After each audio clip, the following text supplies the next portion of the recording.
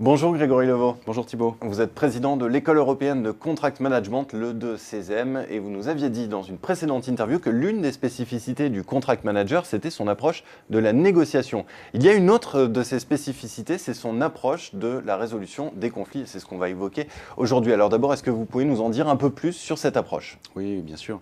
Le grand principe, c'est de s'attacher à dépolluer le contexte émotionnel. Mais je pense que pour bien comprendre, il faut commencer par rappeler ce qu'est l'approche classique. Généralement, quand un conflit survient, les deux parties auront comme premier réflexe de s'en remettre à un tiers pour trancher, un juge ou un arbitre par exemple. Et ce tiers considérera la composante juridique de leur relation, le contrat en l'occurrence, comme une priorité.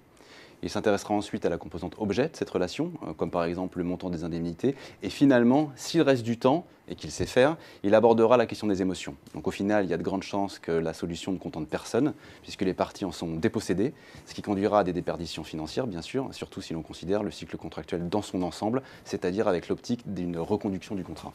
Donc ça, c'est ce que le contract manager ne va pas faire. Exactement. Le contract manager va proposer de changer de paradigme. Donc il adopte une approche exactement inverse, en commençant par s'intéresser aux émotions des parties. Et il doit chercher à dépolluer le contexte émotionnel avant d'envisager les composantes objets et juridiques. Et ça marche, cette approche fonctionne mieux?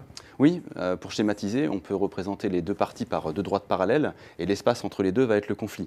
Donc ces droites vont entrer dans la sphère de la résolution du différend. Si c'est un juge qui occupe cette sphère, les droites vont rester parallèles à la sortie, puisque la faille émotionnelle n'est pas traitée. Le contract manager va au contraire faire en sorte que lorsqu'elle sort de la sphère, l'écart entre les lignes, donc le conflit, disparaisse. On peut dire que le contract manager, c'est un médiateur? Ah non, parce qu'un médiateur se doit d'être neutre vis-à-vis de la solution, impartial et indépendant. Du coup, le lien de subordination qui lie le contract manager à son employeur le prive de facto de ces trois qualités. Donc il faut davantage le voir comme un facilitateur. Alors, en tant que facilitateur, comment procède le contract manager? Quelle est sa méthode pour rapprocher ces droites parallèles? Il va déployer un processus en plusieurs étapes. La première consiste à rencontrer chaque partie individuellement et par les techniques de maïeutique à considérer leurs émotions tout en les aidant à prendre conscience qu'elles appliquent vis-à-vis d'autrui une mécanique conflictuelle qu'elles refusent à leur égard.